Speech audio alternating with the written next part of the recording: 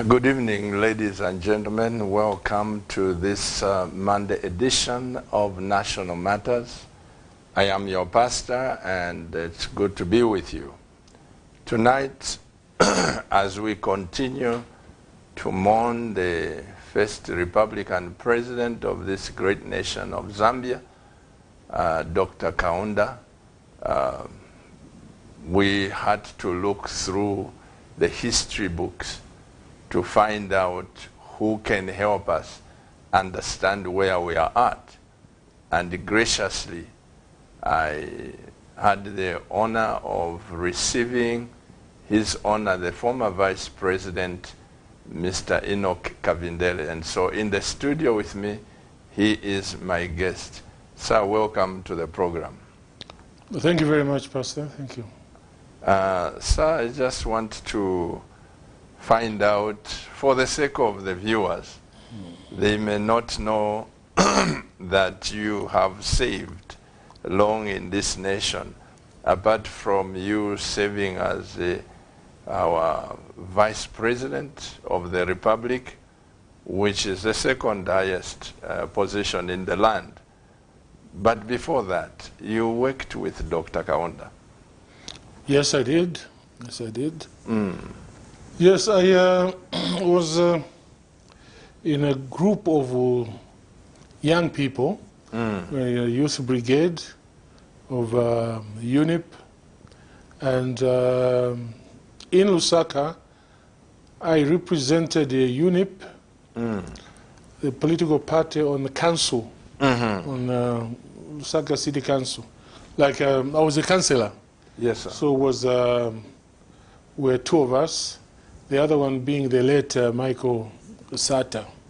Yes. So yes, my role was to represent UNIP. And with another friend of ours who has since passed on, Ebo Mkantawire. And so we were that group of young people that were in the party. And indeed, we worked very, very closely with the President Kaunda, and began introducing us to many ways of running a political party. And indeed, in my case, opportunity occurred for me to become Member of Parliament for Chingola. Yes, so I was then elected Member of Parliament for UNIP in Chingola when I was, I think, about 34 years old. So I, yes, served as a Member of Parliament for Chingola for several years, and became, I was promoted then to Central Committee of UNIP. In those days, Central Committee was higher than Cabinet. Central Committee, yes, gave instructions to Cabinet, indeed. And I learned quite a lot, because we worked very, very closely with the ministers, indeed, yes. So I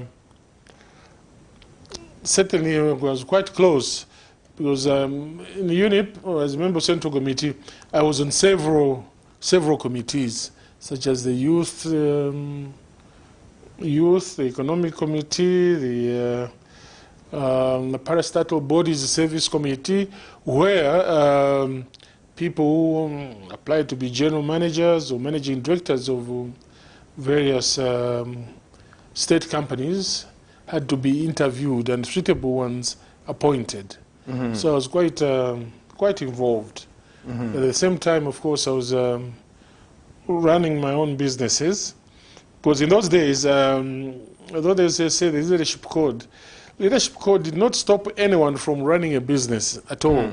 All they wanted to do was they wanted you to inform the Central Committee what you were doing, where your income was coming from, so that that stopped the and dissuaded politicians from taking advantage of their own positions to benefit from their office.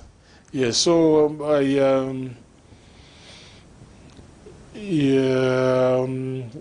applied to the leadership committee, and I was exempted from receiving any emoluments from government, so I could run my own businesses.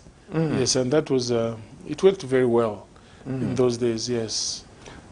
When you talk about leadership code, sir, I think this is one of the reasons why we commend the late President, Dr. Kenneth Kaunda, in that when we were growing up, we would hear about this leadership code.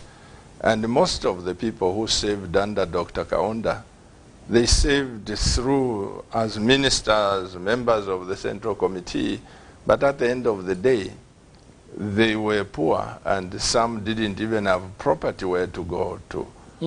What was the... Well, it's true.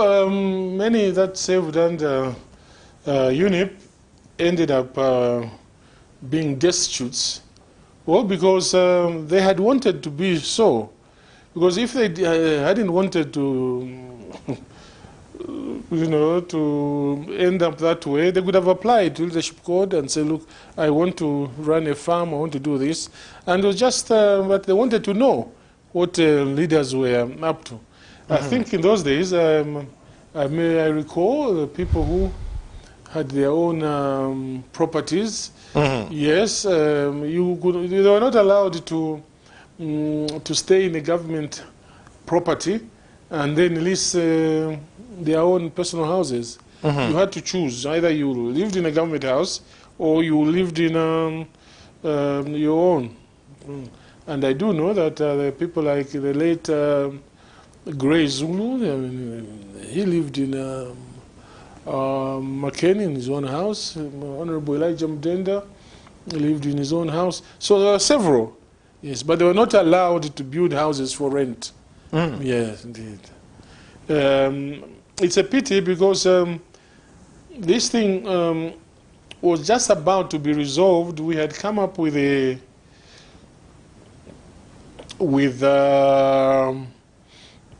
trying to find ways in which leaders could be assisted if at retirement. Because you have rightly pointed out, Pastor, many certainly that left ended up with nothing at all. Indeed, because they were in government houses. Now they had no jobs, so they were too old to borrow money from the building society to, to build their own houses. So that certainly caused a lot of problems. But as part of KK's retirement package, the Central Committee appointed a committee that was to look at the retirement benefits of leaders. And I know that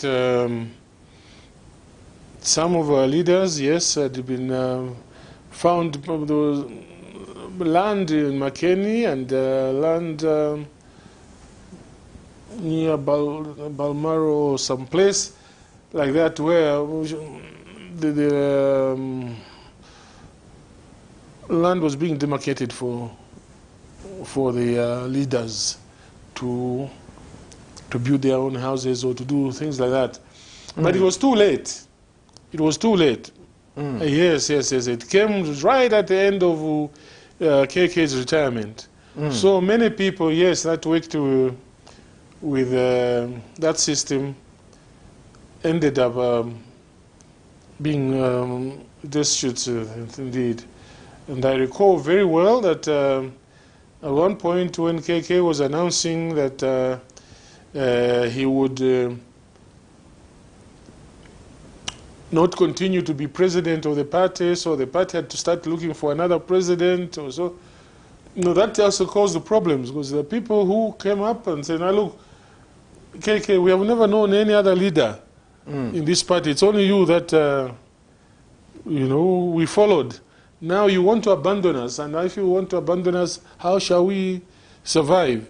So it became really quite a problem. And separating the party and its government and things like that all those were very, very big complications indeed, and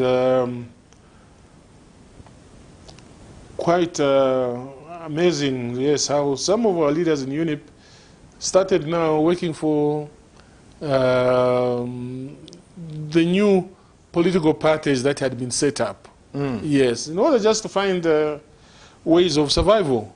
Indeed, yes. So, yes, that ending wasn't too good at all for many of our leaders.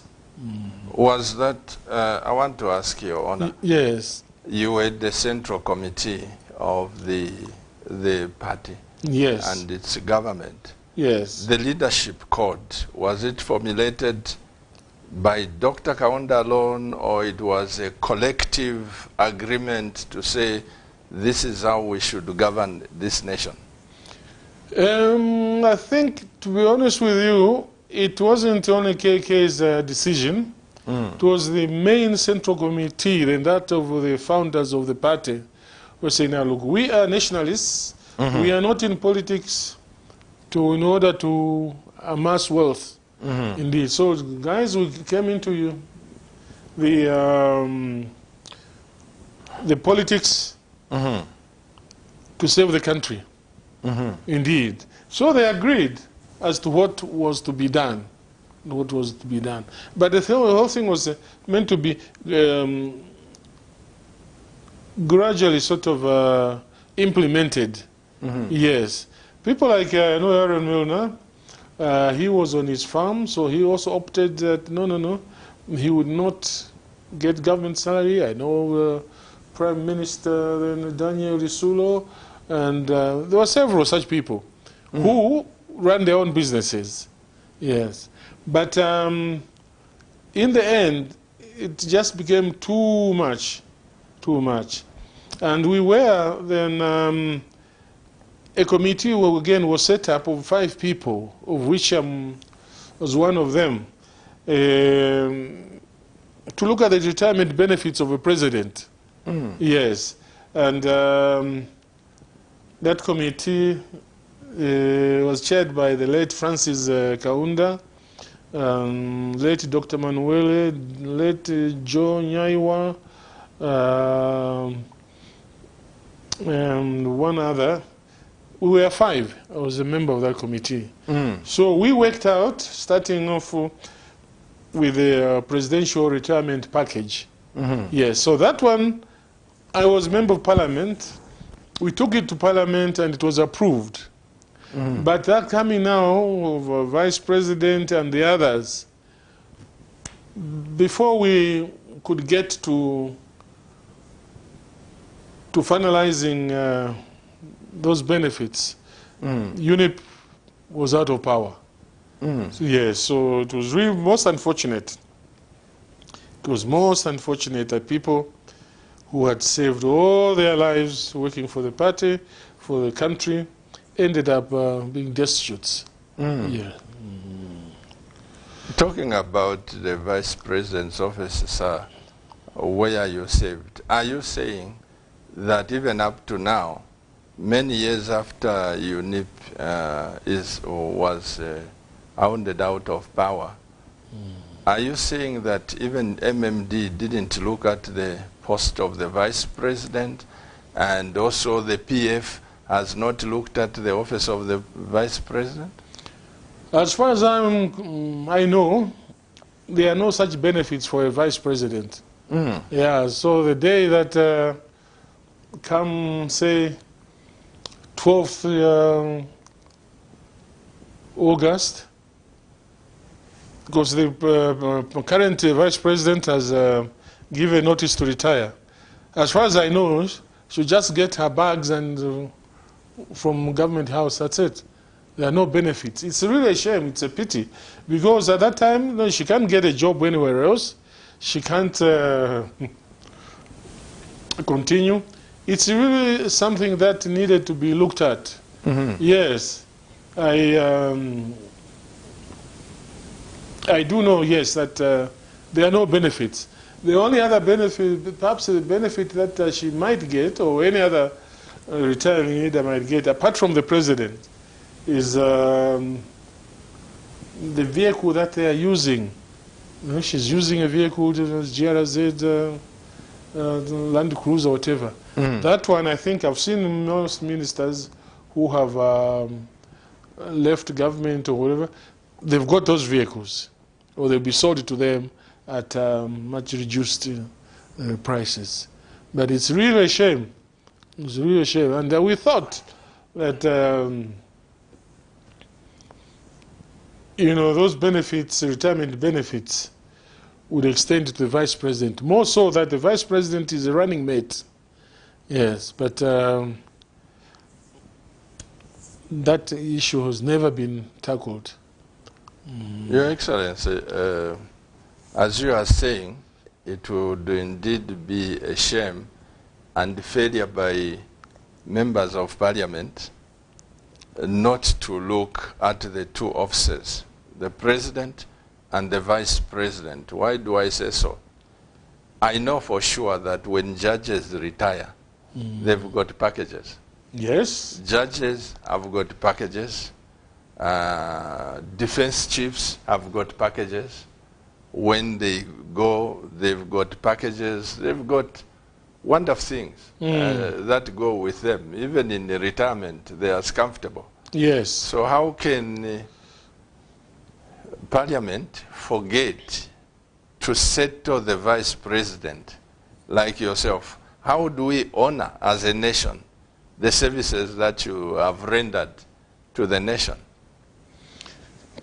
Pastor, you have a point, but as I say, for now, a retiring vice president just packs their clothes, put them in a suitcase, and go to their own house if they have. Yes, there are no benefits, as far as I know, because I've never gotten anything from government in terms of benefits. And I do know that the others also, the other vice presidents, again, none of them. And in my case, even the vehicles that made available weren't available at all. So it's really one of the things that I hope the next government or this government, if it's retained, needs to look at it. Yeah. So there are times when I sit down on my own and I read or hear about you know, people in government having done this, having done that. I say, but why would they want to do things like that? Then I realize, you know, it's just that they see how the others from UNIP especially ended up. So this is now they're building their nests in hope that they will look after themselves. But in the process of looking after themselves, bad decisions are made. Yes, indeed. So, would you say, Your Honor, that maybe because us, the young generation, yes, who are coming after you, when I say we, I'm not a politician, I'm just, who are coming after you, we have seen the struggles, the challenges, how all the politicians have died without anything to hold on to. Would you say this would be one of the contributing reasons why some of us, when we get into office, just before you retire, you think of what to do? Whether steal, borrow from the what, whichever. I don't want to retire like his honor, Honorable Kavindele, without vehicles. So, Nisalama, no kind of leadership. Right. Yeah, it's really, it's a shame, I tell you. It has worried a lot of people. Yeah. It worries me also when I look at how much the politicians put in and how they end up with nothing at the end of the day. Indeed. So I think those are some lacunas that need to be addressed. Yes, addressed. You're right. Judges have benefits for life. Yes, when they retire, they're 80% salary of a serving judge, and they've got almost brand new vehicles. They've got huge packages. But those packages are not there for politicians. They don't have any at all. So that... but even defense chiefs have got those packages. Yes. I think maybe the first ones, I'm not too sure. The first group and second group, I'm not too sure. But I do know the current ones and those going maybe 10 years, whatever. I've got those benefits. Yes. And that is how it's supposed to be, really. You know, you work hard, and at the end of the day, when you leave office, then you must be able to have an income. Now you live in office with no pension, with nothing at all.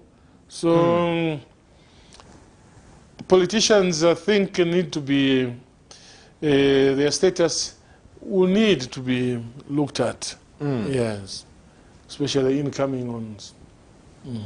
Your Honor, I need help. We'll come back to this probably. I can only appeal to the politicians watching, the members of parliament, that this is a serious issue. You cannot settle the president and you leave the vice president. And this is why I think in the future, Your Honor, there must be a clause somewhere that when people are going there, it is to save the people. Because if there are no clauses like that, what would stop people from stealing? Knowing that if this party, 5 years it's out of power, 10 years it's out of power, what would stop people from stealing? In your time, Your Honor, you stayed in parliament for a long time. Sometimes, I don't know, President Sat, I think, was in parliament for 25 years. Oh, yeah. Or so.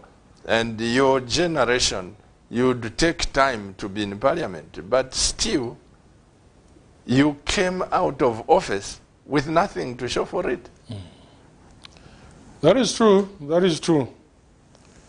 That is extremely true. And it has to be addressed. It just cannot go on for a long time. Because people are looking at it from one side, oh, they are very dishonest, these people, you know, in government, whatever, not realizing really what may be causing the dishonesty. Yes, our leaders. Yeah. Well, I will leave that to decision makers. I can only appeal to those that are listening that please look into that. Coming back to the late President, His Excellency Dr. Kenneth Kaunda, what lessons did you take as a person who worked with him closely in relation to today's or modern leadership? Honesty. Dr. Kaunda was a very honest man in his dealings. Yes, and we learned a lot. Yes, we learned a lot, especially in my case, that you have been given a government job, then just live within that government job. Yes, and do not start tampering with the state resources and things like that. Yes, so that's one thing I learned from Dr. Kaunda, that one had to be very honest in public office. Also, we talked about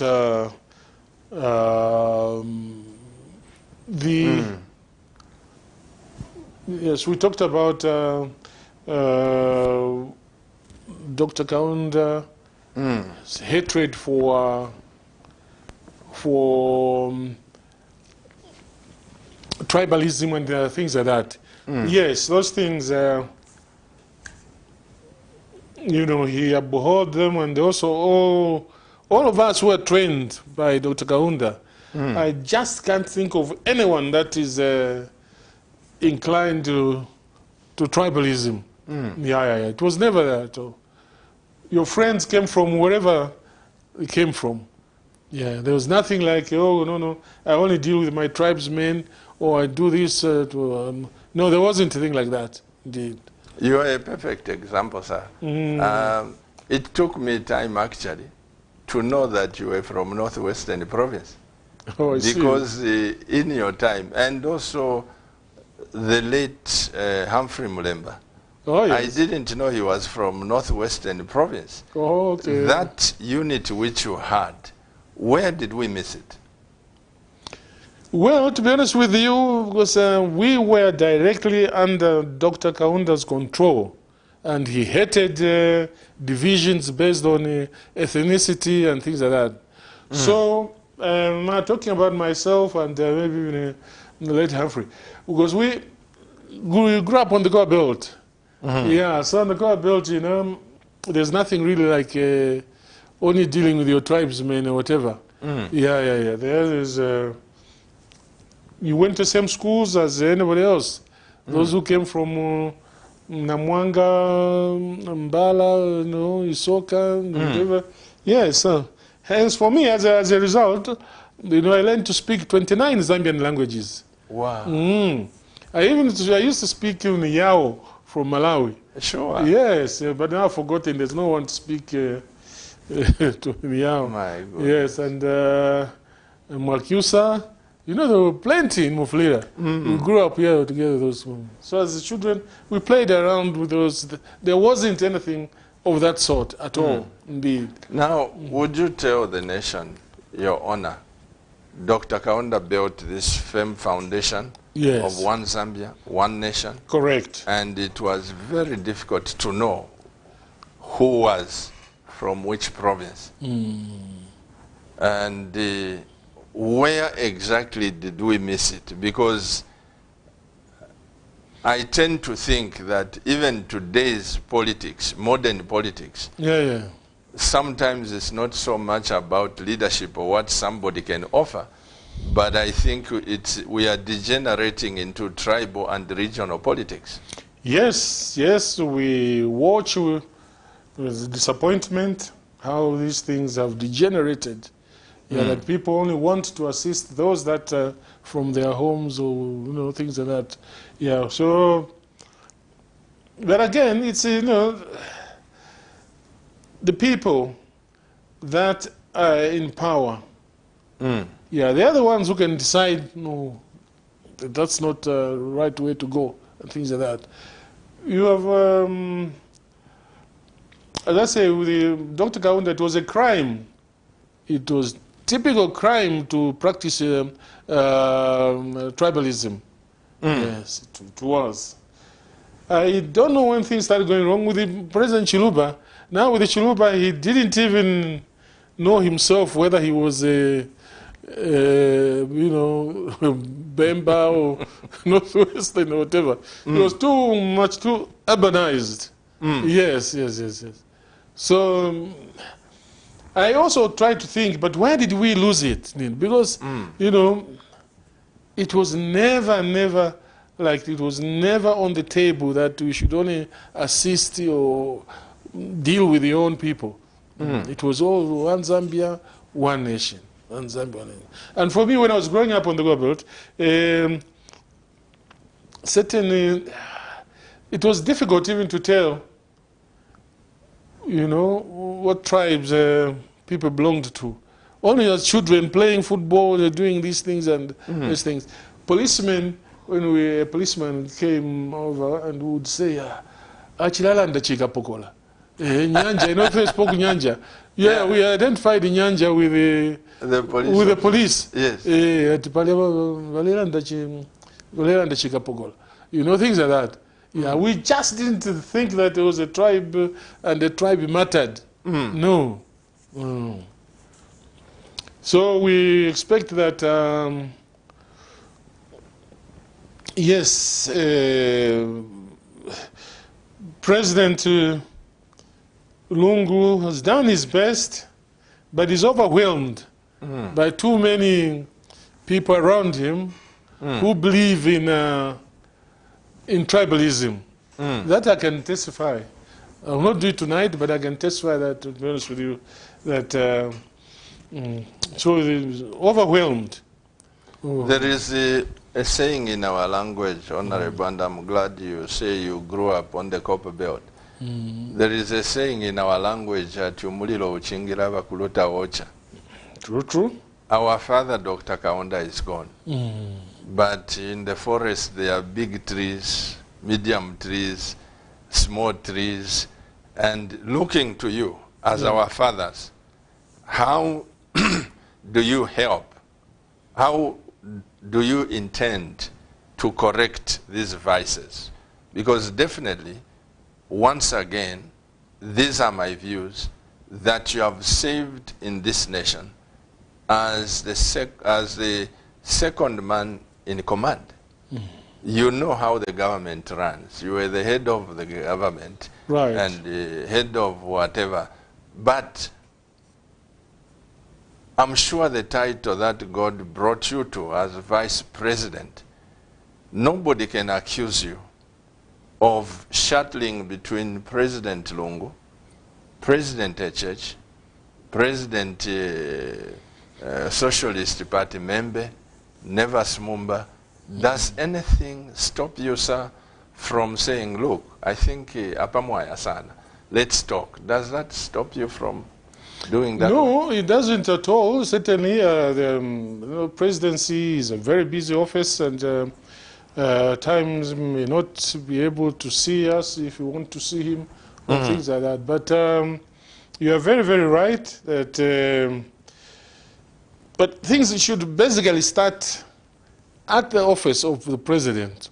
When President Kaunda was there, you know, you had amongst his staff, all regions of the country were represented there. You had Shimabale, you had Mark Chona, you had Lishomwa Lishomwa, you had James Mapoma, you had Emmanuel Kasonde. Yes, all those indeed. So as far as he was concerned, the president just wanted to work with those that wanted to work. Yes. Now how suddenly it became so necessary that you know, the president is only surrounded by his tribes persons or whatever, is also something that I have not understood. I have not understood. Yes, and when we went to State House in those days, you know, could find Punabantu was there from Southern Province, and Mlaisho from Eastern Province, and Patrick Sanga from Northern Province. So there was a mixture there. Yes. And but this one, Your Honor, I'm looking at, you are in a better position to know. I'm looking at what point did this thing start coming up to say the southern region, you can only vote for this one. The eastern region, you can only vote for this one. Luapula, Muchinga, we are now regionalizing the votes to say this one and this one, we are brothers and sisters, we can vote. I am lost, because if we don't talk about these things, we may be pretending that they are not there, and yet they are there. Oh, they are there. So this regional politics. The other day, Your Honor, I said maybe even us as a church we have contributed, because when you look at, if you go to reform the church, you find most of the people from Eastern Province.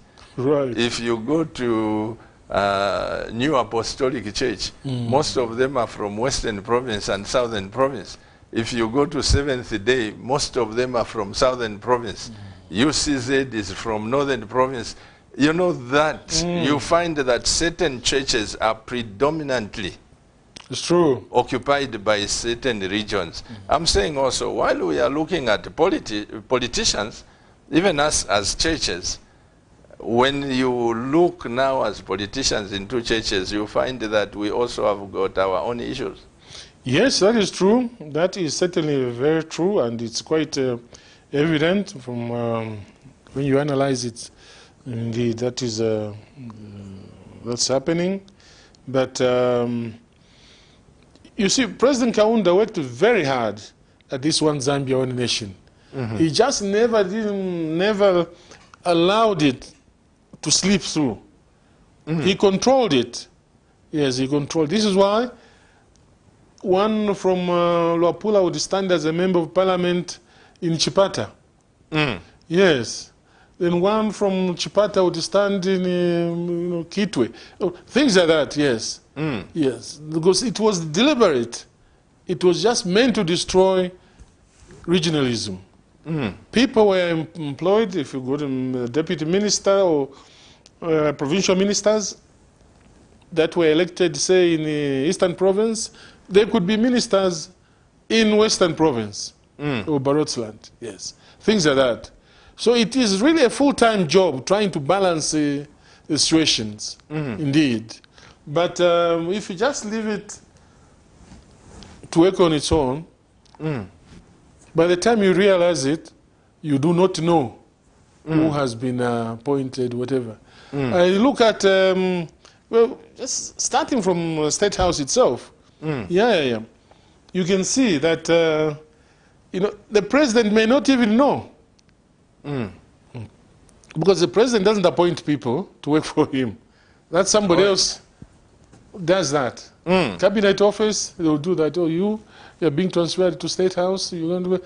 And by the time people realize, you find that maybe 6 of people that have gone there are all from one region. Yes. So I think President Lungu or President whatever, Banda or President or anyone coming in, could be HH, could be President Lungu. Nevers. Yeah, could be my young man Nevers. Yes, all those. There's something that they have to study. Because otherwise they're going to destroy the country. The country is on the verge of destruction. I must admit. Yes, the way I look at it, the country is now, tribalism, regionalism is taking over. It's taking over. And it's a shame because we were never like that at all. We never were like that. Can we stop that, Your Honor? Do you think we can stop it? And yes. What are the steps? Well, the steps is just that starting from State House itself, first 15 jobs there. Yeah. Yes, there must be infusion of other regions as well and things like that. That's what President Kaunda did. Yes. That's what President Kaunda did. You are saying that starting from State House, and I also heard that you are saying that the president doesn't appoint people, so it comes from maybe secretary to cabinet. Oh, yes. Or they say you go this side. So do we have to look into that area? All those areas have to be addressed. Yes, they have to be addressed. I know that the president gets a lot of blame. Oh, he's appointed this one. President doesn't even know some of the people that are appointed there. Yes, just finds himself, oh, sir, this is the new economic advisor, this is the new whatever, things like that.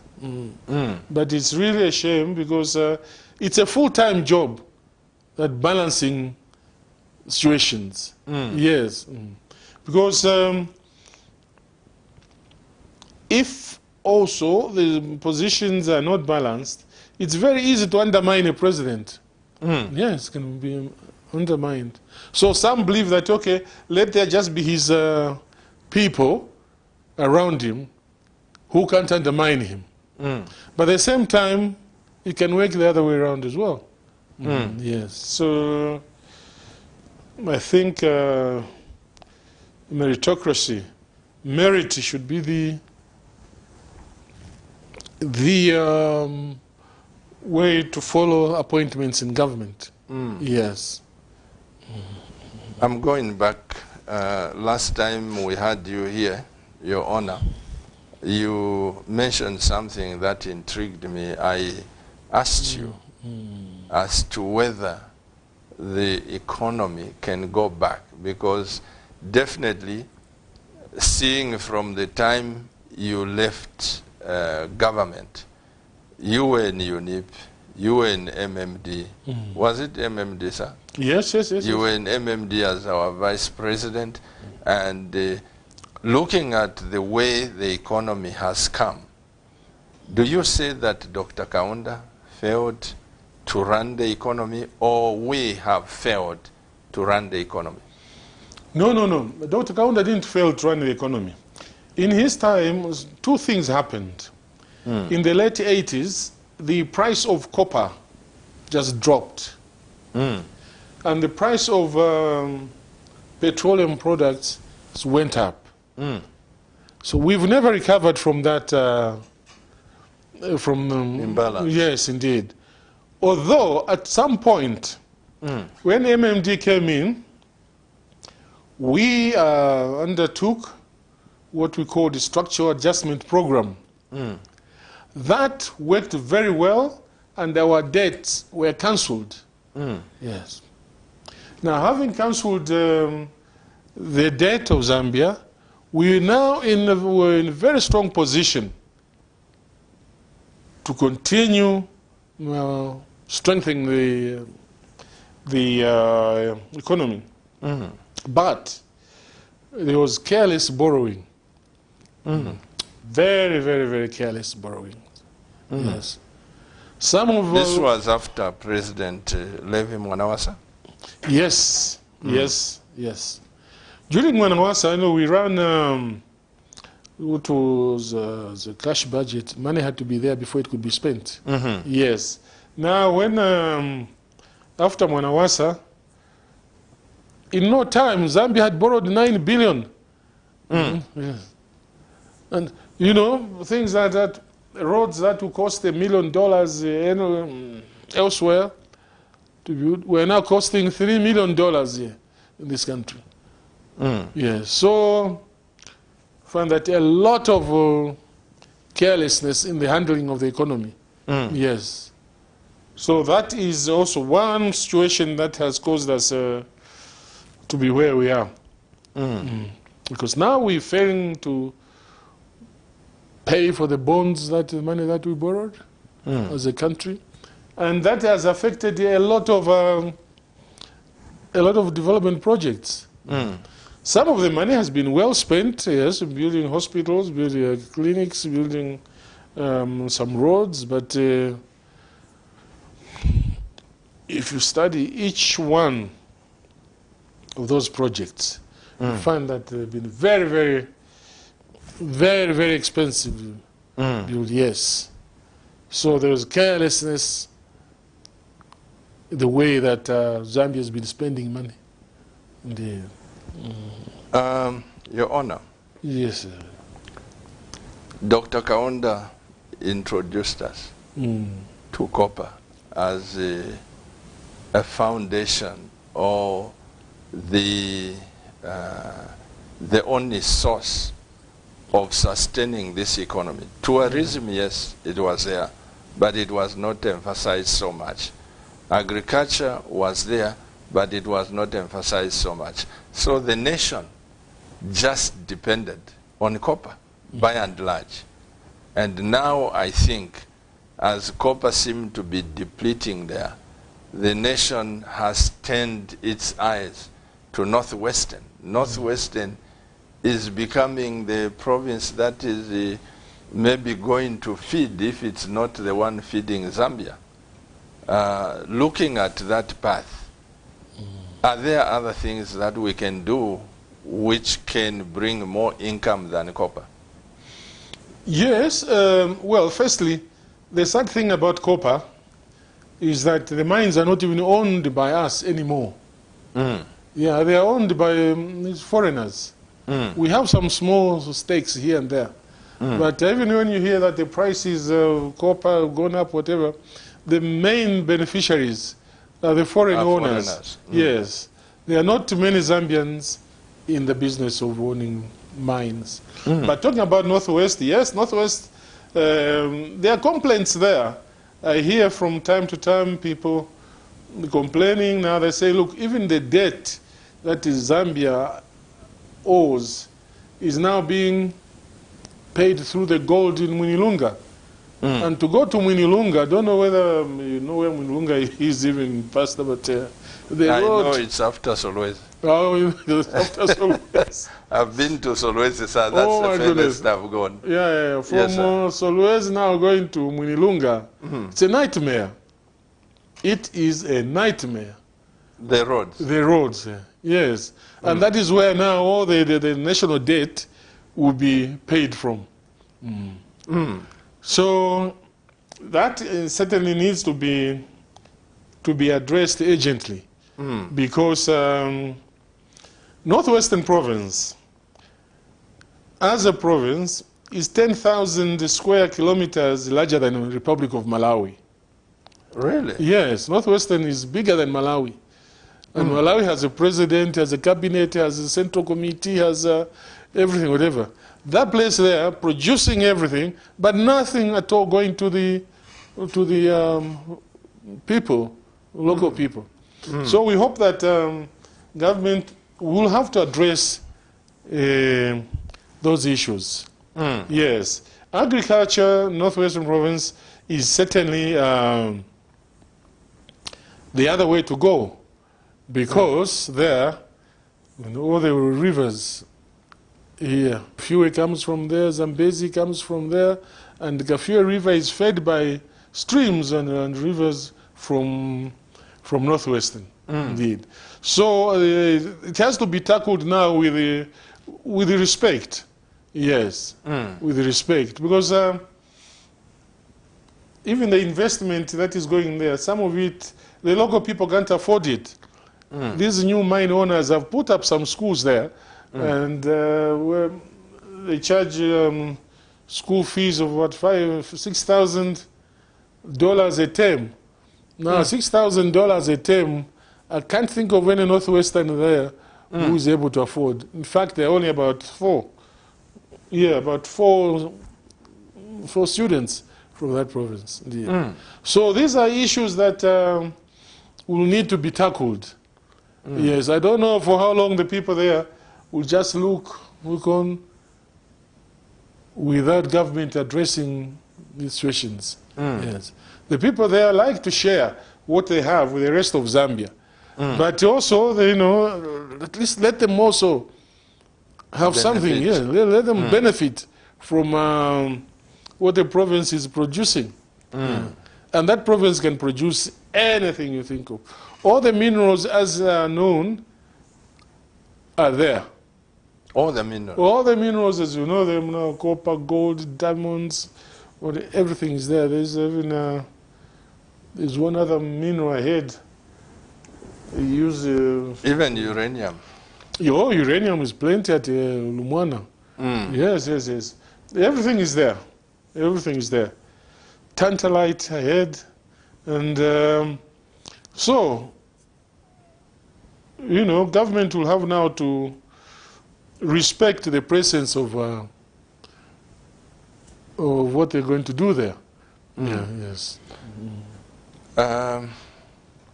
This is alarming. I don't know whether you as vice president, and having been there, Your Honor, you would say the running down of the economy is due to the presidency or the civil service. I don't know. Who can you apportion the blame? If you The civil service. The civil service? The civil service, yes. You see, the president, although the back ends at his desk, but most of the things are done by civil servants. Yes. Now, it's not the president who gives licenses to anyone wanting to cut a mukula tree. But lots of mukula trees being cut even as we are talking now. Yes. So it's not the president who goes there with a whip to stop them. Now, that is civil service to do that, yes. But, okay, president takes the blame because he's the president. However, I think, again, because most people have been put in jobs that they don't qualify for. So hence all these shortcomings and things like that. Yeah. Is it due to a lack of academic qualifications by civil servants, or it's lack of passion, or they don't have a dream to make Zambia a great nation? I don't think they have dreams at all because, firstly, the people in government, end of the month, they've got their salary paid to them. So whether government has been performing or what? It's not performing. Whereas you as a private business person there, to pay your salaries, your workers have to perform. Absolutely. Yeah, and things like that. So I think, not I think, but certainly a lot of structural changes will have to be made. Yes, will have to be made. No point just blaming the president, but the civil service. Yes. I go there at times, want to see some civil servants. They come to work at 1:30. They should have been at office at 7:30. Now they're 1:30. That's when they go into the offices. And you know, it's And really at 17 hours they will be knocking off. Oh, you will be lucky to see them at 17 hours. 16:30 they're gone. Gone. So all those things, we just have to rearrange this economy somehow. Yes, we can't go on like this. Can't go on like. Universities are now producing 25,000 graduates a year, and there are no jobs. There are no jobs. For youngsters to get jobs, they have to get their father to talk to their friend to talk to their uncle to talk to whatever. And that's not how it's supposed to be. Yeah. So we have a very, very big problem in the Zambian economy. Yes. And I'm hoping that next month these things can be looked at and adjusted. After the elections? Yes, after the election. There's nothing to do now. There's no cabinet now. The civil servants are running the show. I don't know how they are managing it. But laws can't be changed because there's no one to go for it. Again, Your Honor, I don't know. I'm so much of a Zambian. And having grown up under your leadership, Your Honor, under Dr. Kaunda, and I saw what measures Dr. Kaunda would put in place. As a matter of fact, when we were in school, each time you heard there was a press conference by Dr. Kaunda, every Zambian was interested. Yes. Because there were firings, there were a lot of things. So once you hear State House as a press conference, especially those who were serving with him, they wouldn't even know whether they are on the chopping block or not, you know. So looking at that, Your Honor, I don't know how best you, as our leader, former Vice President, can influence and speak to His Excellency President Lungu and all those in the civil service to say, excuse me, you are not taking this thing correctly. I don't know if there is such a thing, but if I had the knowledge which you have, sir, on running a government, I would knock at State House. Whether I have an appointment or not, I would knock at State House. Well, yes. No, you're right. In the beginning, when President Lungu started off, it was very easy to phone him or to talk to him or to advise things. Yeah, it hasn't been that easy lately because I think even those who make appointments for anyone to see the president believe that these guys wanting to see the president are going to ask him for money. Yeah, and yet that's not the case at all. We just want to advise to see what, you know, things need to be looked at and things like that. And it's for the betterment of us all. We are all, this is our land, this is our country. So if he's got the powers, the president, to make certain decisions. But it's us for us also who have some experience to advise President, this is what we think should be done, or this is what should be looked at. But it isn't easy at all. It isn't easy. The civil servants there, I mean, once I wanted to see him over something, and the chap was taking me 2 weeks, 3 weeks. So I said, I phoned this fella, one of the chaps. I said, look, I would want to see the president. I think there's something where he might utilize my experience, yes, on advice. I'm not coming to see him for money. And that was this year when you said that? Yes. And this is... but they make it just difficult for you to see the president. I know. So we say, oh, well, if they know, I think they know what they're doing. Fair enough. Fair enough. This is where Your Honor, I don't know, even in my preaching, even yesterday I think I talked about that, that sometimes the people around the president, they make his job very difficult. Yes, they do. Because I'm in a better position as a pastor to see certain things which are wrong. And when I want to go and see him, it's not that I want a job or some favors. It's because I'm a Zambian. When you go, Your Honor, you want to advise him. It's not that you want to be the senior principal private secretary. No, that is a cheap position for you. So this is why I say sometimes the people around the president, he could be a good man himself. He wants to meet the people, whatever, but the people around, they make it just difficult. Yes, they just make it a little bit difficult, and also those that they are allowed to see the president at times, they are there to get money or whatever. So they think everyone wants to see the president, wants to go and ask the president for money. But that's not the case at all. I recall about 3-4 months ago, you know, we have about 4 surviving, yes, vice presidents. And there's something we noticed, and we needed to advise the president. Yes. So I said, look, if only one of us goes there, they might accuse them of wanting to do, well, I'm not looking for a job, neither are you looking for a job, you guys, but look, there's a problem here. I think we should go and advise the president, yes, to look at this thing. And the 4 of us, so 4 heads can't be wrong. This is 60 months, so we're still waiting. But the problem that we wanted him to address and we wanted him to take care of, things have happened. And the parties, you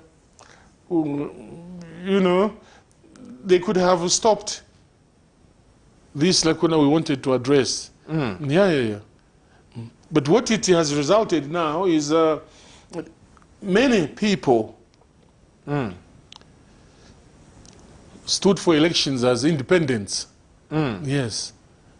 So, because of the way they went about it, yes, and the advice was to advise the president. So, President, I think don't encourage this idea.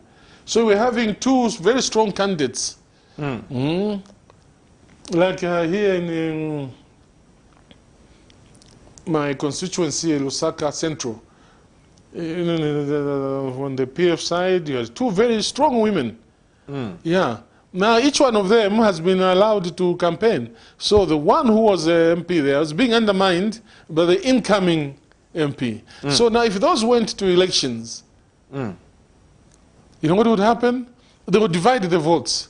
And if they divided the votes, maybe some unknown person with no experience would gain that seat And this went on to many places. And hence now you have a lot of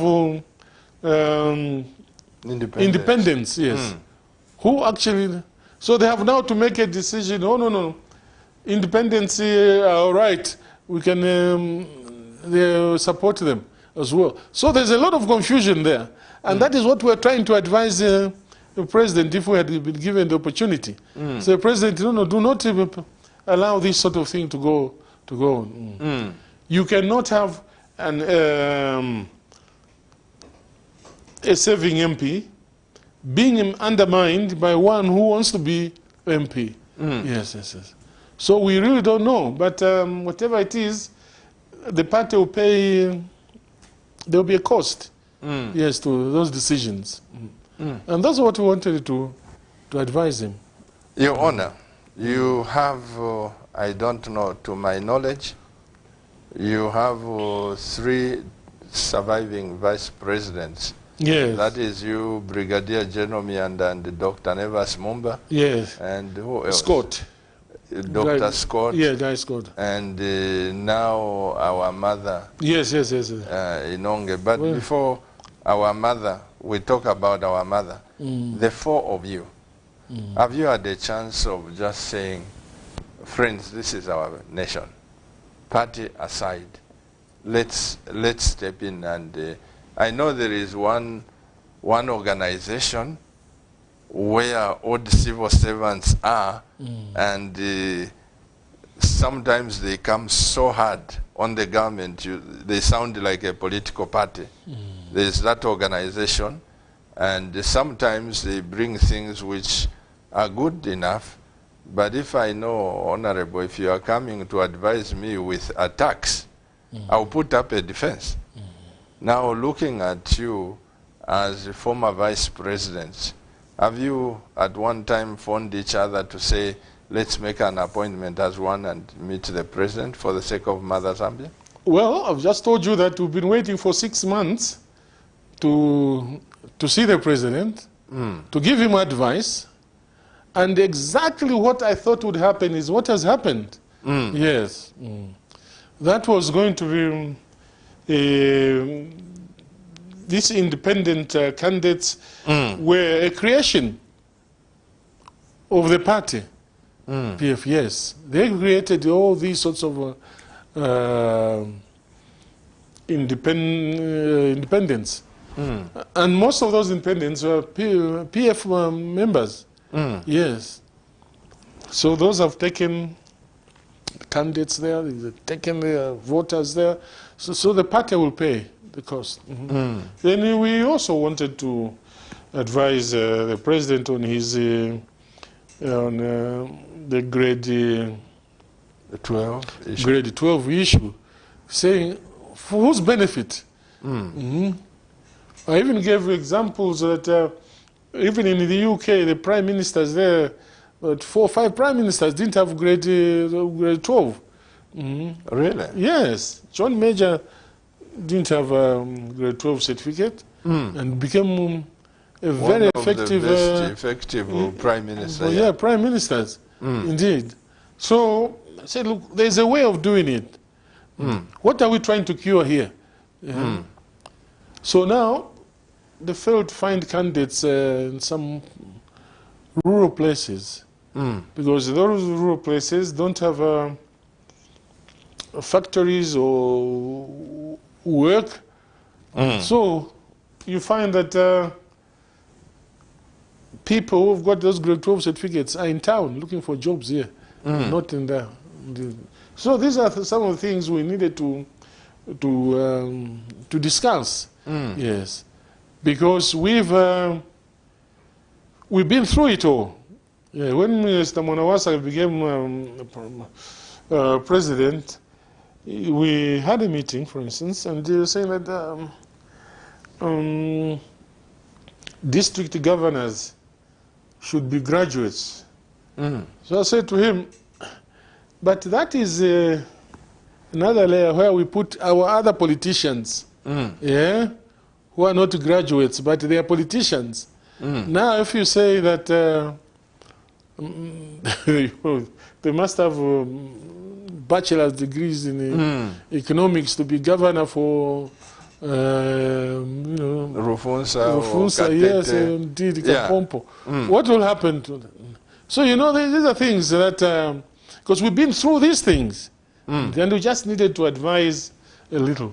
But if those surrounding the president make it difficult for us to see him, well, so just let him say, well, pity, because the cost is to every Zambian. Yes, these decisions are costly to all of us. So, do you think, Your Honor, but this is just my view, do you think some of the people make it impossible for people to see the president, that it may expose their weaknesses and that they may lose their jobs? well, in a way, yes. In a way, some are scared. They don't want people to have access to the president, because you may talk, if you're going to see the president on government issues, obviously we'll be discussing some civil servants. Say, look, what's this thing happening here? What's this happening here? What's that happening here? So they try to keep you away. Yes. But as I say, at my age, I don't want a government job. Mianda doesn't want a government job. Absolutely. Yeah, maybe Nevers wants to be president. That's all. But Scott, I don't think wants to be president. Yes.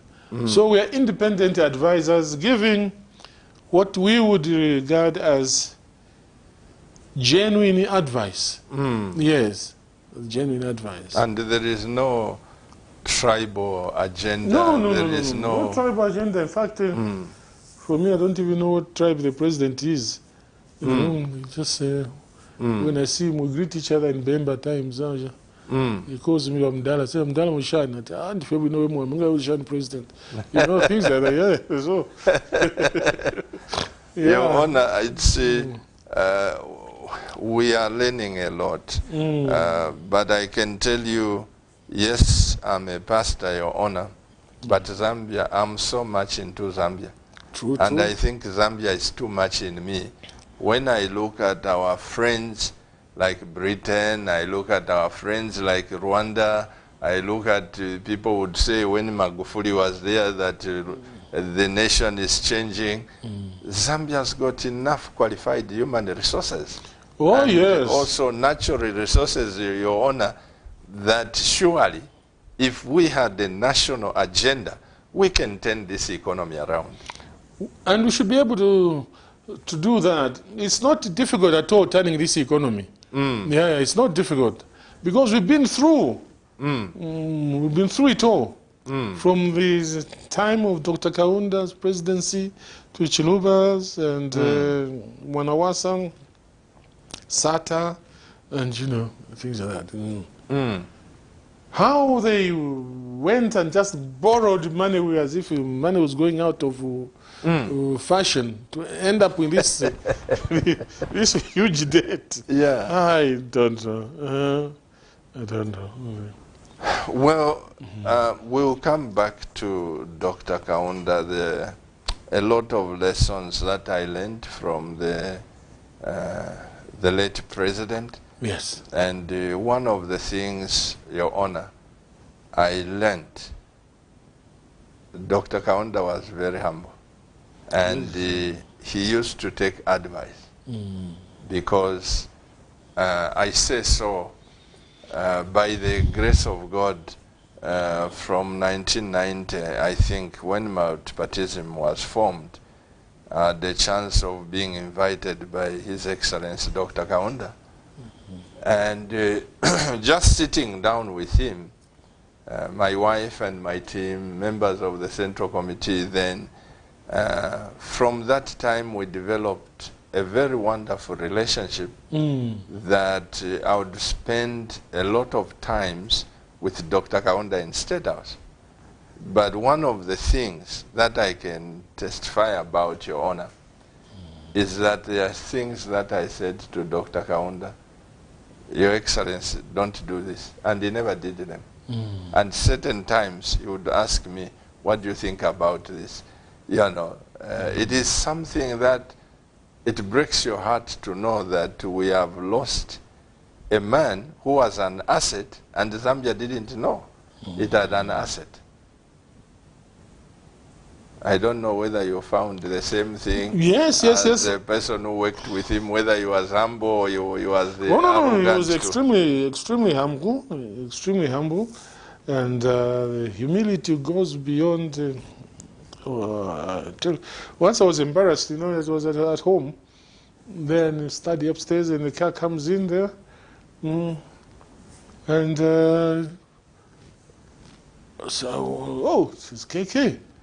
So what did he say? He was still saving? Oh, yeah. No. Come After, out of. yes.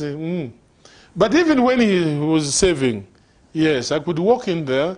In fact, I had advice which he accepted on in 1990. UNIP had a lot of facilities for the elections. 91.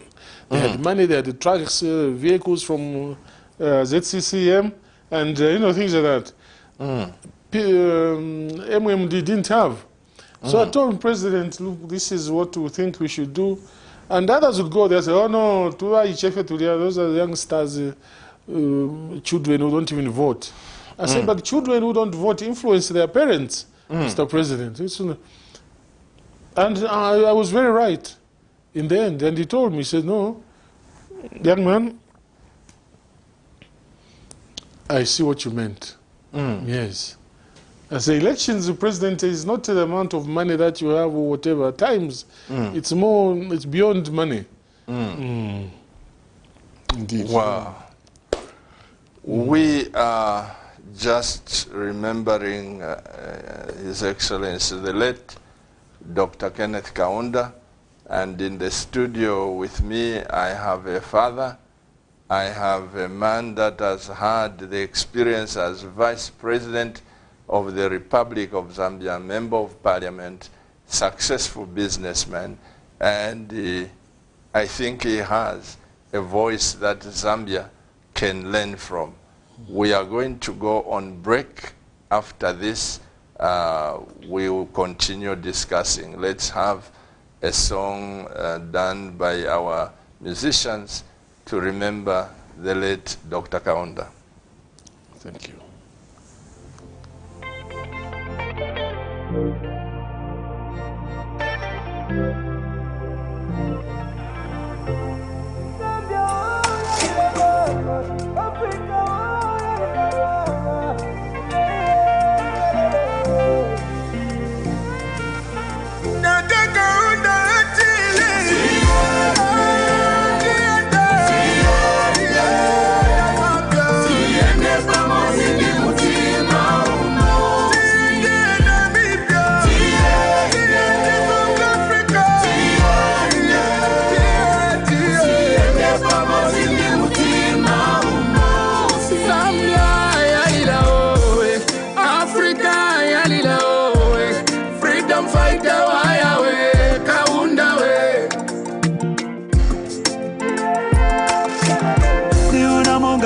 Tulo chape, oh, dati mulale muchibotea.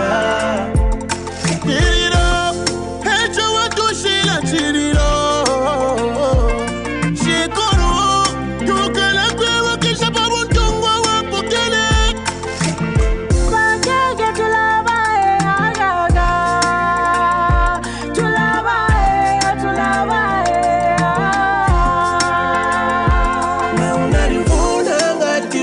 Sangachu Koma iwe unasanga mutende Unity mwaletele mwebu imitundu wingika mushipanga wanu kwa bulaneka patulula wanu Zambia wanu nation humanism kubombela pa mwebu. A dark cloud has befallen Zambia.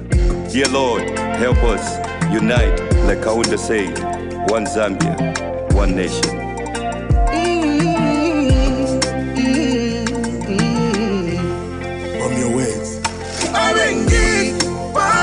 Lila masuti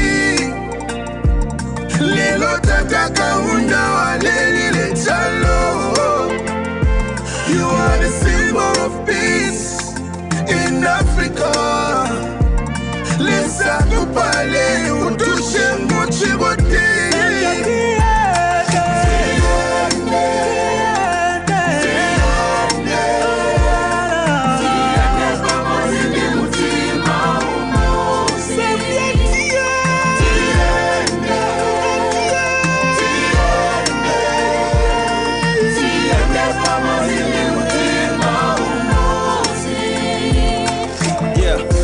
Every African leader no mutimo ukulu.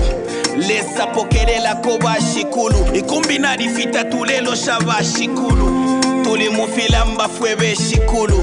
Family mwa bombele. Muno Zambia na mu Africa. Batotela mwende muno. We knew this day would come, but we still not ready. We wanna celebrate your life, but our hearts are heavy. Move your shoes, but your legacy will live on. The father of the nation, Super Ken, so long. Zambia, Tanzania, South Africa, yalila. Once tulelila, kaunda tusha. Go our father of the nation, we celebrate your life. We'll greatly miss you. A true Pan-Africanist, father of a nation. Twas Santa Mwane. Yarira, Africa yarira, abantu barira.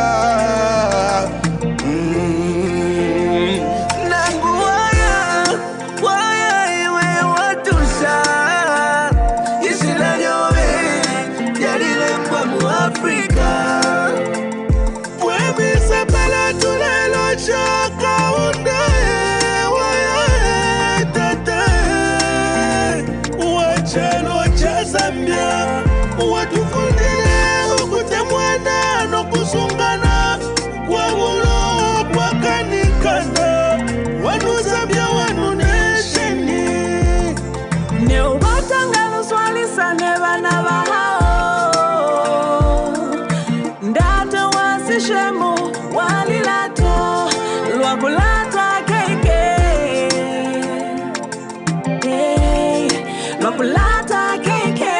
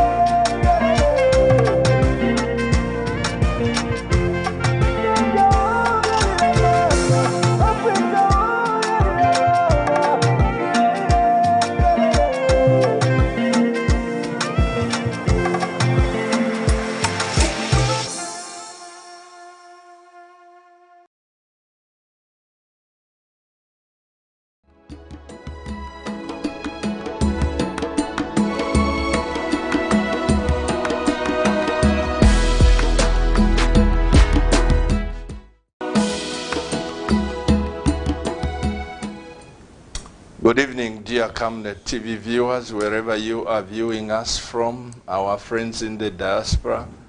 I am privileged to have in the studio His Honor, the former Vice President of the Republic of Zambia, Mr. Enoch Kavindele. And we are just going through remembering Dr. Kaunda, seeing that our former Vice President worked with him at a very close close contact. You say that, Your Honor, you started working with Dr. Kaunda when you were fairly young. I'm told you said that you became an MP at the age of 34? Yes. And before that, you had been working with Dr. Kaunda? Oh yes, I'd been in UNEP. I first met Dr. Kaunda, I was 14 years old in Mufulira. Really? Yes. I've known him since I knew him since I was 14. My goodness. So It's certainly a man I respected and a man I tried to follow. And I think he laid very, very high standards, of course, which we might not be easy to, to follow. But at least if we could all try to just even do a few things that he would have wanted us to do, which are mainly maintaining peace. The country is maintaining Zambia as one, maintaining peace, making sure that this country's economy grows. Because the economy has all the fundamentals of growing. Yes, yes. All we need is just slightly better management. Yes. Your Honor, would you, Mr. Director, please open the phone lines, let the people chat with us. Those who are sending the text, let them send the text.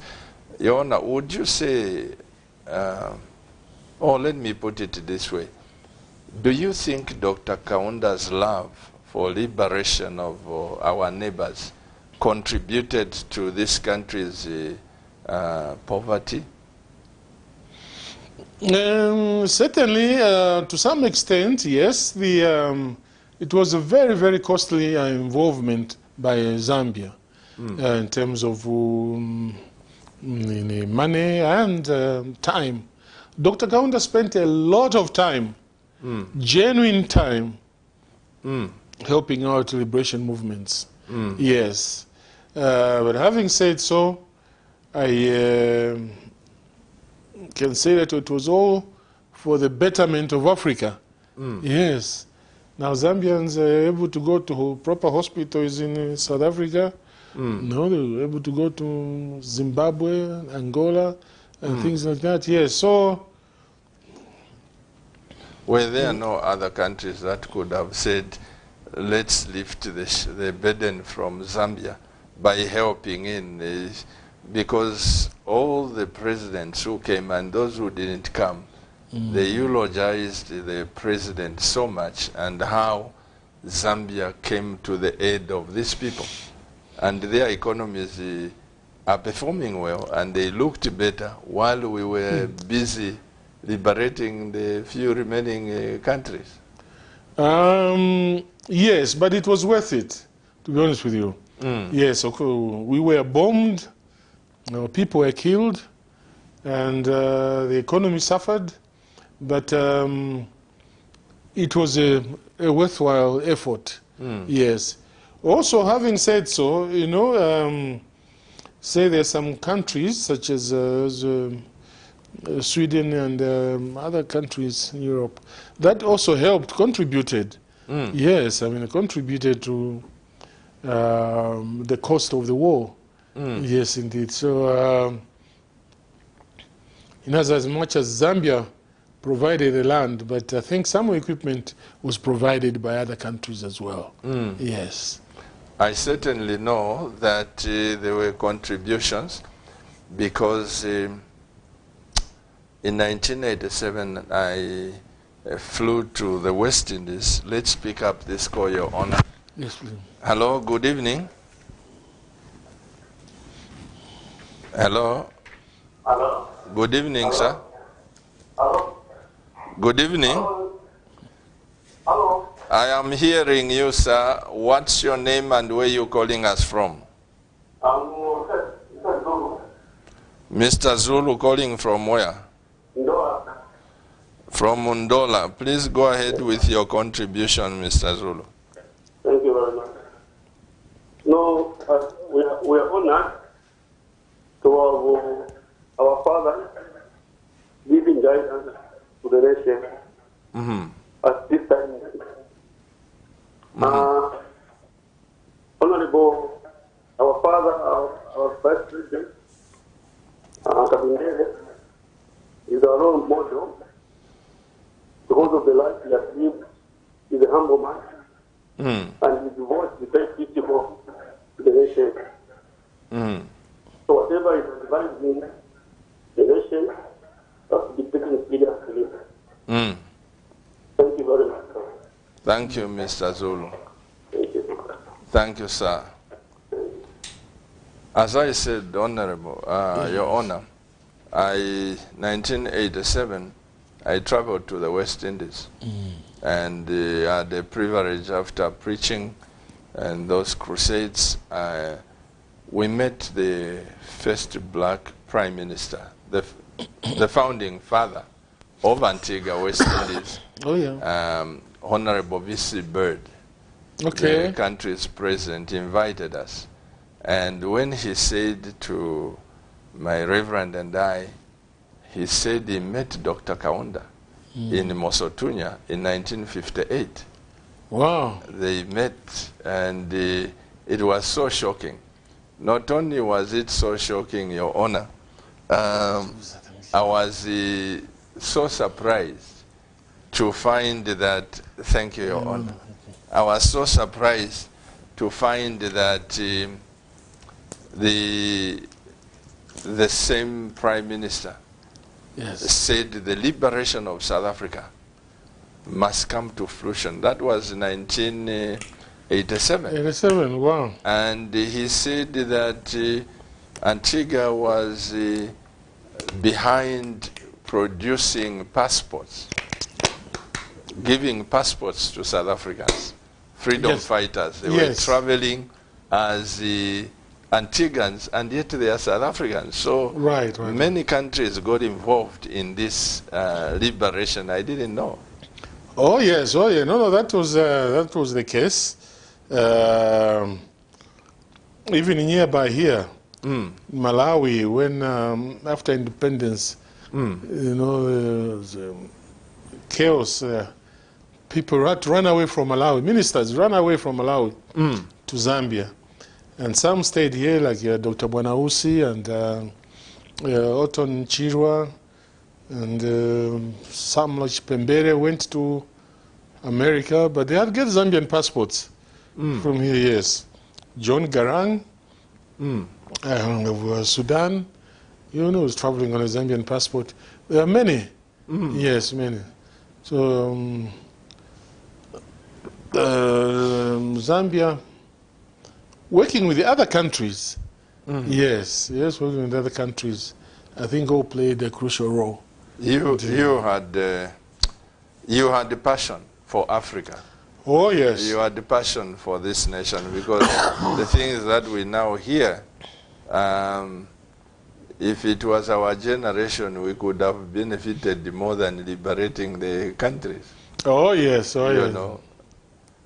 I was attached as a member of Central Committee in UNIP. I was attached to the Freedom Fighters movement. So I knew a lot of them, and I still do. I go to South Africa, Mbeki, and all those, that group. Yes, I knew them all, and they're my friends. But let's pick up this call, Your Honor. Hello, good evening. Oh, sorry about that. Also, you know Thabo Mbeki on a personal level? Yes, even Ramaphosa, and I know a lot. Yeah. One advantage of being in Zambia at that time was because we interacted with these freedom fighters. Yes, they all lived here in Lusaka, indeed. And in fact, next door to my house, now lived Mr. Samuel Nyoma. Oh, really? Yes. He lived with late Elijah Mdenda.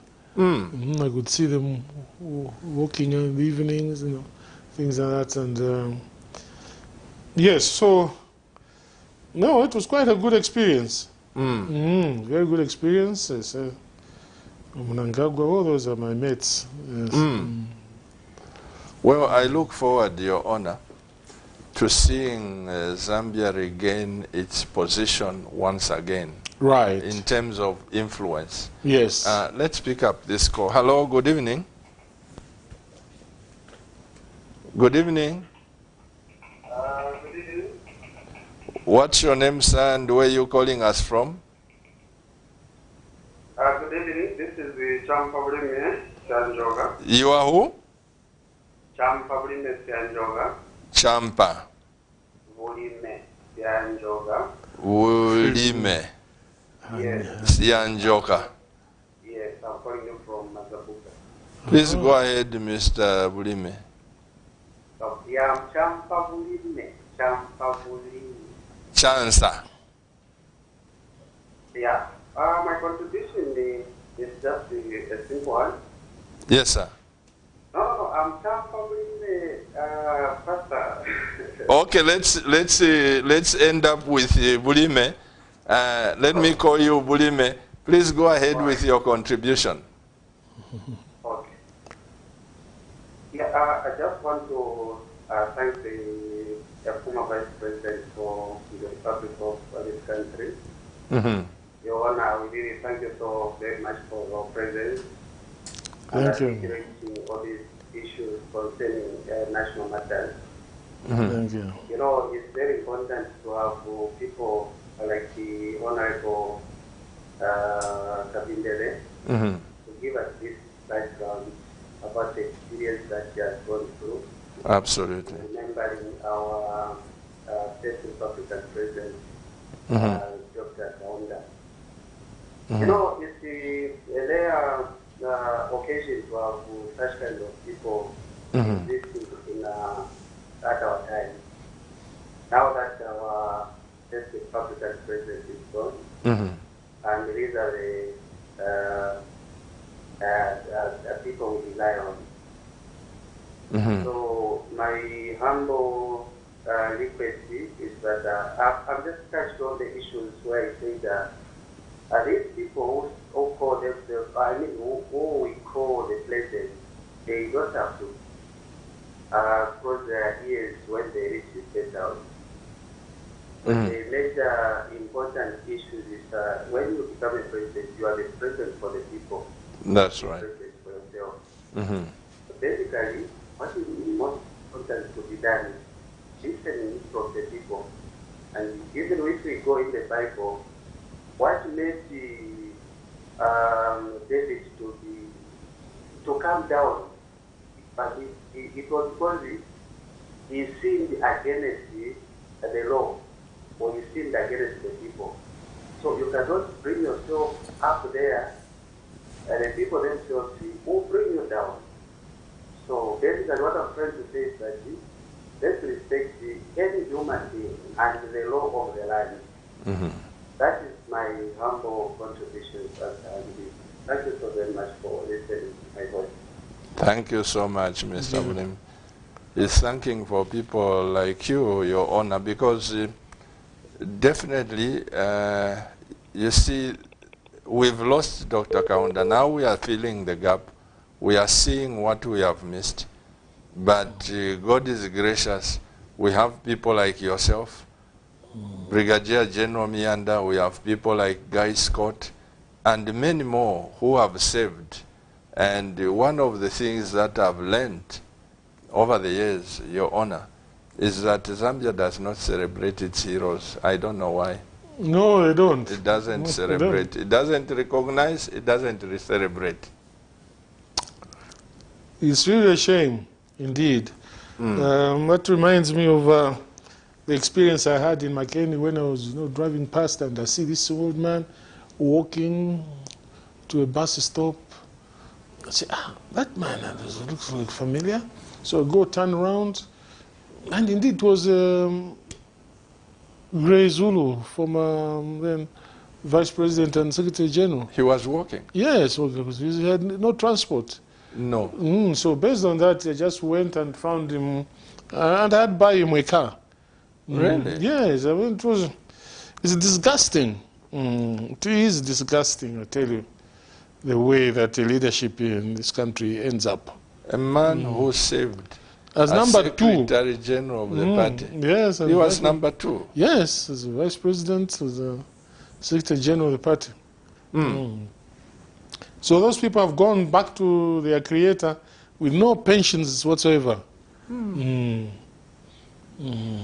I think this nation, we need to do a lot, and the government, especially members of the parliament, those of you that are listening to this broadcast, and today you are comfortable, you have got a job, please do what you can to help facilitate the honoring of these men, like his honor here, General Mianda. We don't even know whether the government knows whether he has food, whether he has transport or not. Once you retire, and that's it. The people, this nation is good at dropping people like a bad habit when they have saved the nation. Hello, good evening. Good evening. How are you, sir? I'm fine. How are you? Permanently blessed. What's your name, sir? I'm Dan from Kitwe. You are Dan Yes. from Kitwe. I'm actually former president. That's a long time. Yes, sir. Thank you. Thank you. So, yes.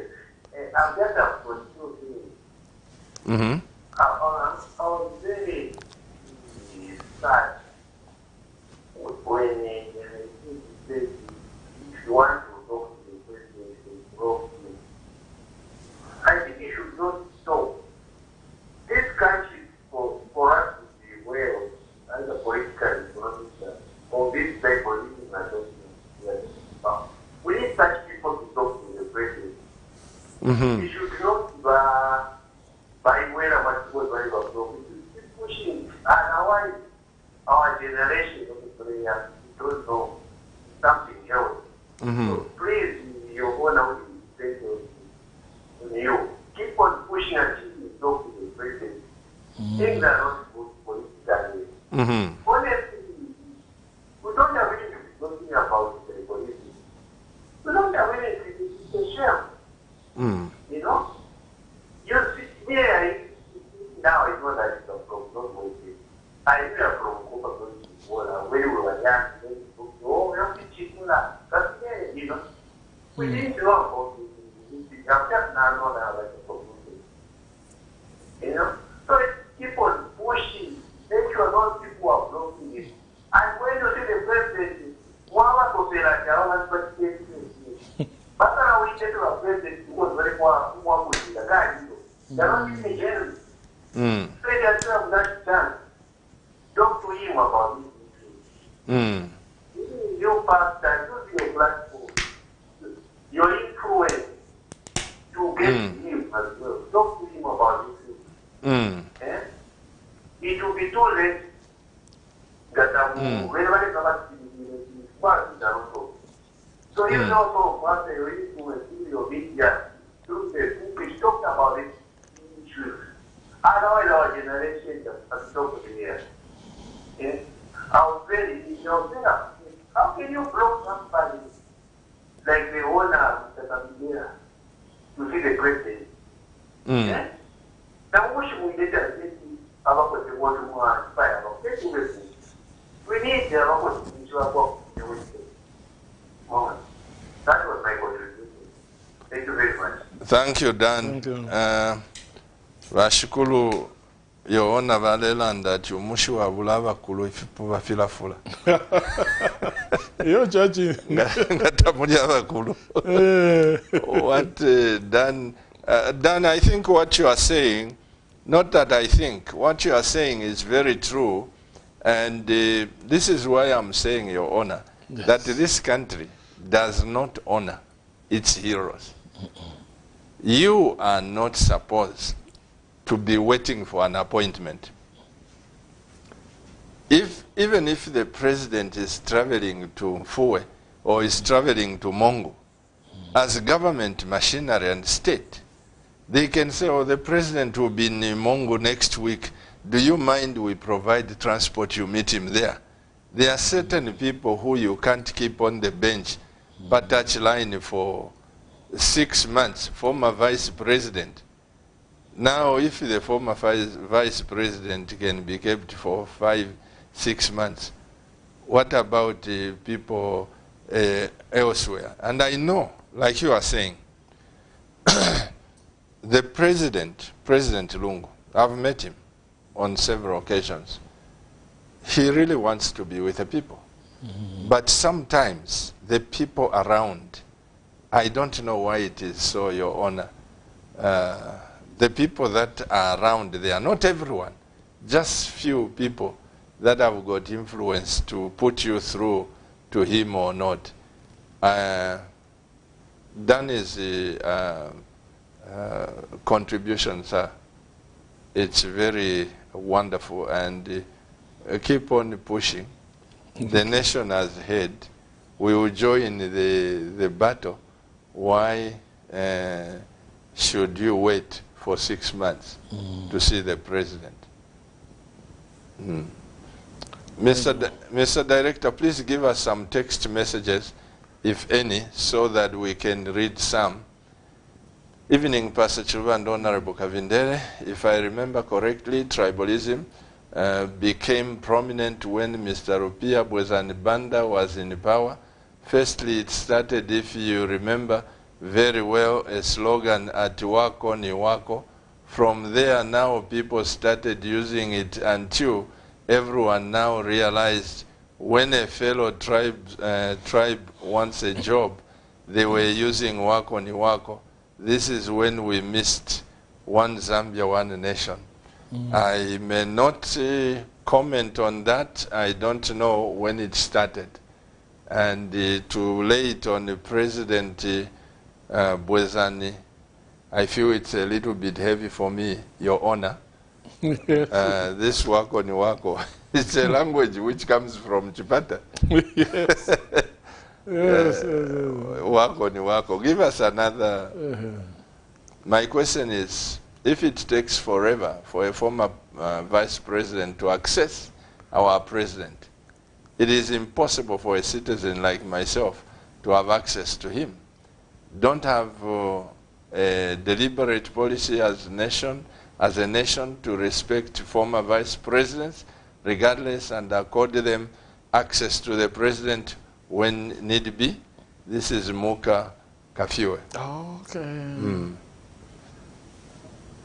Muka, I don't know whether there is a policy on that. Good evening, Pastor, and good evening, Honorable Kavindere. Enoch, we will now depend on you for consultations as a veteran. God bless you, Alex Kaumba from Kauma. Oh, yeah.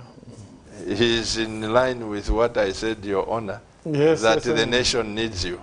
Thank you very much indeed. Thank you. Yes, no, you are very right, Pastor.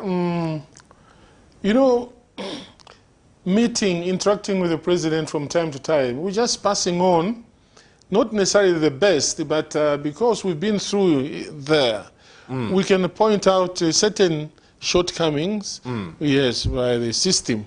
Not necessarily his office, but by the system. Yes, indeed. And, you know, correct the issues from there. I was very disappointed a couple of months ago when I saw on social media some youngsters with a lot of money and using that money now as pillows. You know, when the rest of the country, people are going hungry. And these youngsters, you know, are given money, things like that. That's not right. That is not right. So those are things we wanted to, but I'm sure the message got to him somehow. So, President, it's not right for these cadres to be given so much money. Yes, we're just spending anyhow. I know one of those things that were going through there. I was reliably informed that some of them, like one clip, I saw a lot others flashing the money like this. Others were foreign agents giving the Zambians to destabilize this nation.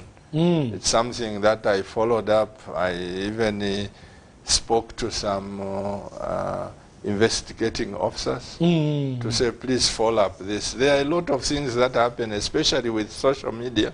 Oh, yes. Your Honor, somebody would just say, look at this, you know, and the criminal elements are coming into Zambia without them being checked. But I know for sure, one, because I even spoke to authorities to say, please check these people from this nation. They've brought a lot of money, and this is what is happening. But, you know, social media, Your Honor, being what it is, some of it will just be... But you are right. Cadres and whoever it is, money is not the solution. No. Mr. Director, please give us the ID for Zoom, because people in the diaspora, they would like to speak to His Honor the Vice President. And while you are giving us that and we are waiting for the call, those of you that are watching us from the States, United Kingdom, wherever you are in India, you can also contribute on that number, ID 6177586203. That is the ID, and the password 0987654 Please call us on Zoom and let's chat together. In the meantime, Mr. Director, give us the text messages. Good evening, Pastor Chiluba and Honorable Enoch Kavindere. It's an honor that I worked for Mr. Kavindere and learned who to treat people or how to treat people and hard work. I highly appreciate that man and his family. I wish PF government can bring him on board for advice.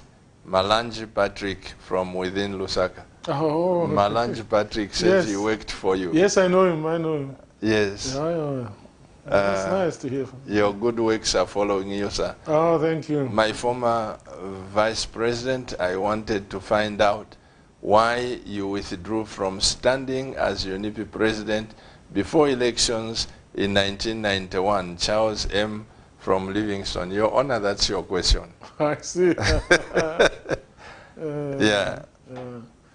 No, at times it becomes necessary not to complete the battle. Yes. But I was trying to prove a point that having approved or accepted multipartyism, it was not possible that UNIP could retain power. Yes, yes, but the others didn't see it that way. But I think let's leave it for another day. It's a very important subject. I have a lot of explanations to tell the country, yes, as to what happened. But I think it's you for another leave day. it for another day. Yes. We will respect your opinion, Your Honor. Thank you so much. We have a few minutes. Give us calls and give us the text messages.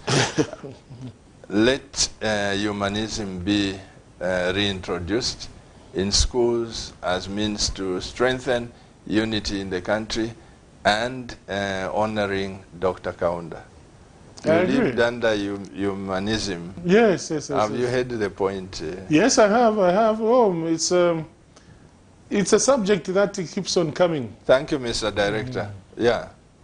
Yeah, it's a subject that keeps on coming because people believe that it was okay when we had humanism, respecting each other and working for the country, as opposed to what is happening now, when people seem to be working for themselves, indeed, maybe for fear of becoming destitutes. I don't know.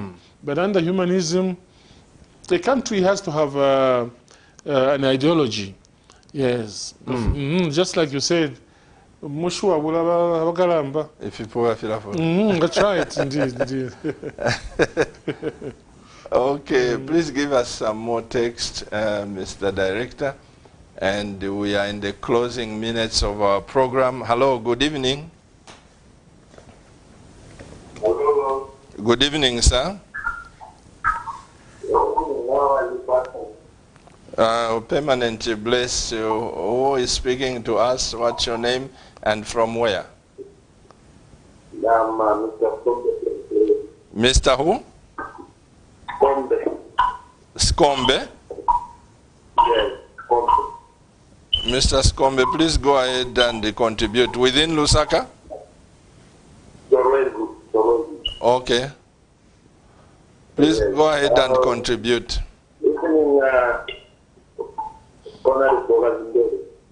Good evening, thank you. Yeah, I'm very happy actually to see you with Pastor Chiluba. Thank you. Yeah, and let me say this, the first you are doing well with your program, especially where you link such people like the owner program. Yeah, you are doing a recommended program. And I'm not criticizing other TV channels, but it's different with what you are doing from your channel. And for that, God bless you for that. Thank you. Thank you. Yes, let me now come to my contribution.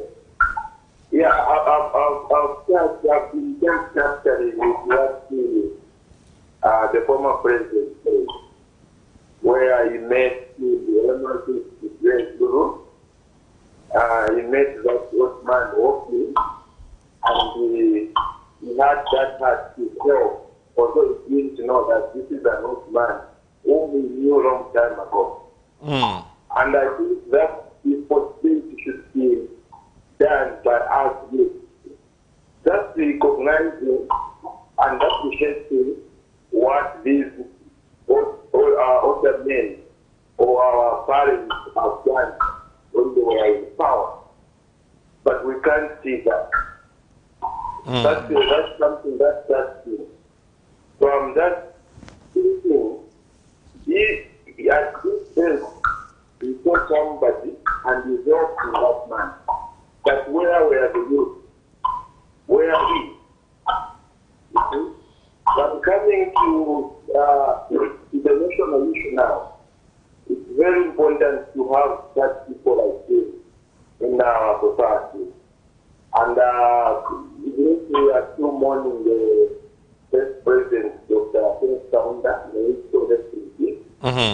but God has still given us some remnants, like the former president, Mr. Kabinde. So we still have remnants where we can run to, and they can still advise us one or two things. So even these people who are trying to be, pushing to be president tomorrow, let them have that in their heart. To recognize the remnants in the nation. I think things will be well than blocking them. But our prayer is one day you shall go through and your advice, your wisdom shall be heard. That's our prayer. Thank you very much. Thank you so much. Thank you. Your Honor, you heard this contribution. Yes, I heard. Thank you very much indeed. Thank you. Just admiring and appreciating your presence in the nation. Oh, thank you so much. Indeed. I think that is our last caller. I will allow His Honor to go and rest. And before we close this program, Your Honor, Yes, what are your reflections over the passing on of Dr. Kaunda? And what can we learn as a nation? Pastor, of course, this had to happen at some point. Yes, but we'll miss his tremendous wisdom because I'm aware of one or two other instances where the President Kaunda went and advised the president who had lost elections, saying, just accept, man. That was the choice of the people, but Zambia comes number one. So let's maintain peace in Zambia. Indeed, and we needed him to advise again on the way forward. But having said so, he taught to very many people to regard Zambia as number one. Personal interests, yes, as a follow-up. So we'll miss him. We'll miss KK. We have a lot of things to talk about KK. Yes, maybe let's bury our father. And thereafter, I think we must take into account some of the very good things that happened with KK and his reign, so that Zambia continues. We can't, on the economic front, we can't be worse than where we are. Yeah, we can't. We can't. Youth unemployment is the biggest problem in this country now. Yes. Youngsters are coming up with qualifications but there are no jobs. Indeed, so that cannot be allowed to continue. When I was a youngster, there were some countries that were importing workers from other countries. South Africa was one. They were employing people through Inela, getting them from Zambia, Malawi, and Zimbabwe. Yes, employing, recruiting labor. So here, I think if we put our heads together, we should be able to solve the issue of unemployment. Yes. There's one example I like to give, and I think I'd like to leave this one with you, Father.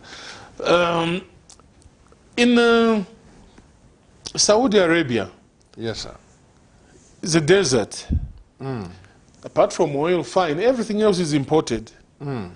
But they produce a lot of dairy products, milk, yogurt, things like that. Now I asked them, when I was there, where do you get the feed for cattle? Oh, we import this from Argentina. Feed, grass from Argentina. And water, I say from Spain. They import water from Spain to feed to water their cattle. Yes, indeed. Now I was thinking, we are much, much closer to Saudi Arabia than Argentina. And what the animals, they feed them on, this is the grass, hay. Yeah. So I did a study and talked to the people there. They say, well, the hay goes by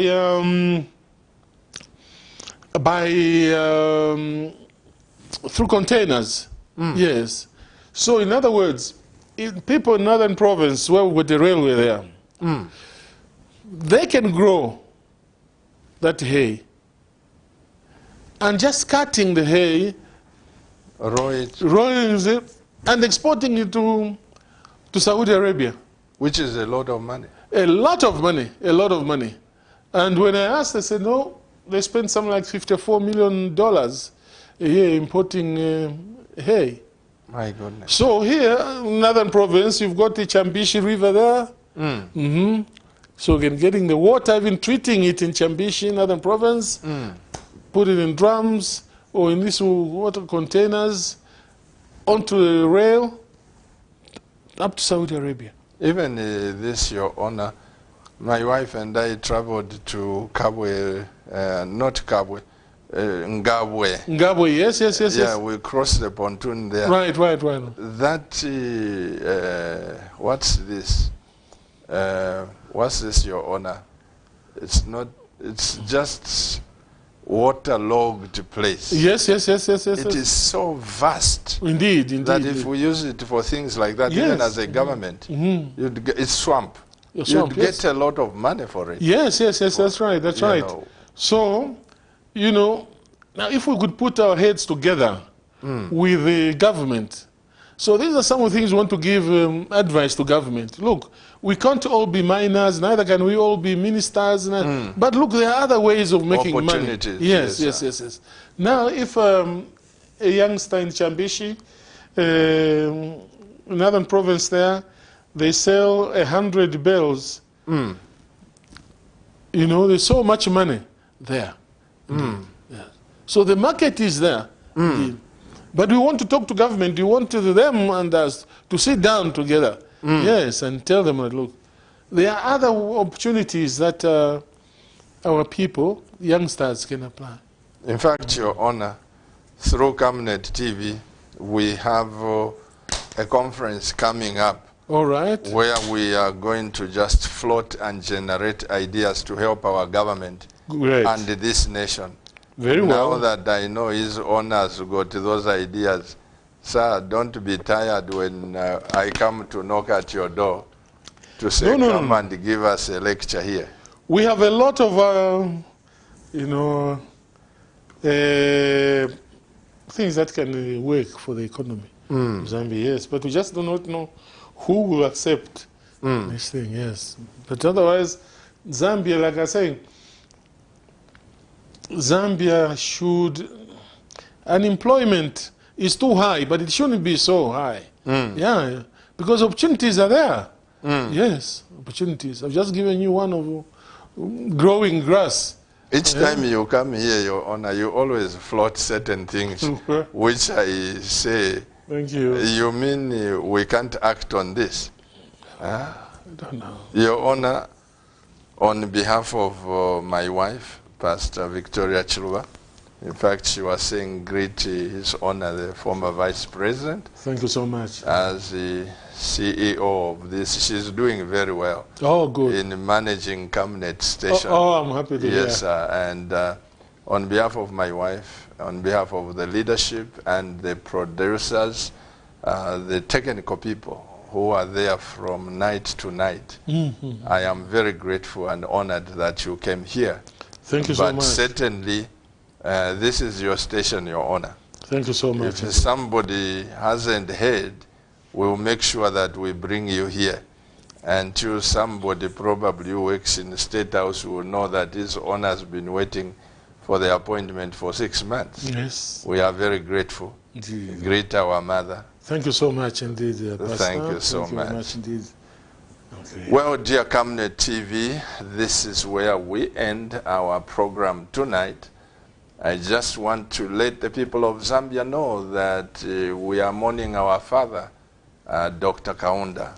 While he's gone, Dr. Kaunda, like our Lord Jesus Christ, after Jesus left, he left the disciples. And those disciples are the ones who grounded the other believers. And so among the many disciples that Dr. Kaunda raised, one of them is Honorable Kavindere, His Honor, the former Vice President of this great republic. I want to thank you, Camnet TV. Keep watching Camnet TV, and remember, Camnet TV is not just another channel. Bye-bye, and God bless this great nation of Zambia. Thank you very much. Thank you.